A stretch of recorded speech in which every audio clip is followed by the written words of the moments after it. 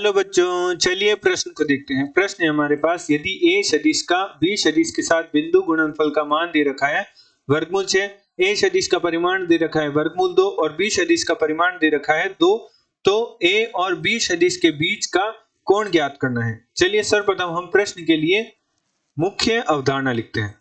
मुख्य अवधारणा, तो हमारे प्रश्न के लिए मुख्य अवधारणा हो जाएगी कि इन दो सदिशों का अदिश गुणनफल, जिसका दूसरा नाम होता है बिंदु गुणनफल।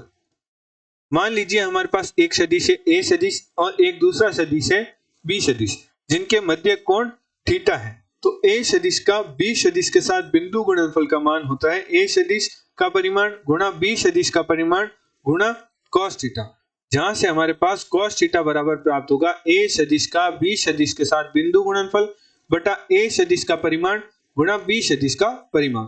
अतः प्रश्नानुसार प्रश्न में हमें a सदिश का b सदिश के साथ बिंदु गुणनफल का मान दे रखा है वर्गमूल 6, a सदिश के परिमाण का मान दे रखा है वर्गमूल 2 एवं b सदिश के परिमाण का मान दे रखा है 2।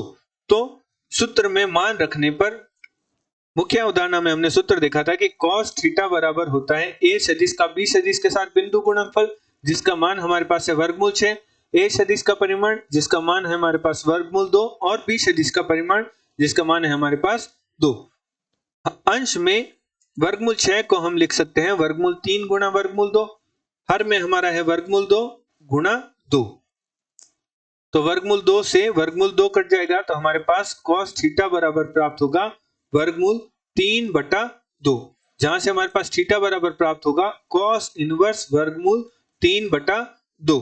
चूंकि cos पाई बटा 6 का मान हमारे पास होता है cos पाई बटा 6 का मान हमारे पास होता है वर्गमूल 3 बटा 2 एवं cos इनवर्स cos x का मान हमारे पास होता है x, जब x का मान हमारा 0 से पाई के मध्य हो।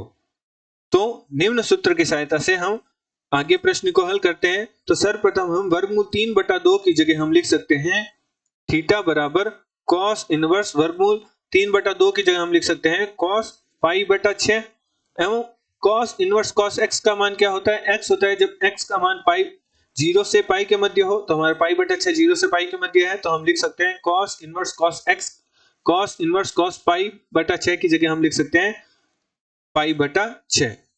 तो हमारे पास दो सदिशों के मध्य कोण का मान प्राप्त हुआ पाई बटा 6। आशा करते हैं आपको प्रश्न का समझ आया होगा। धन्यवाद।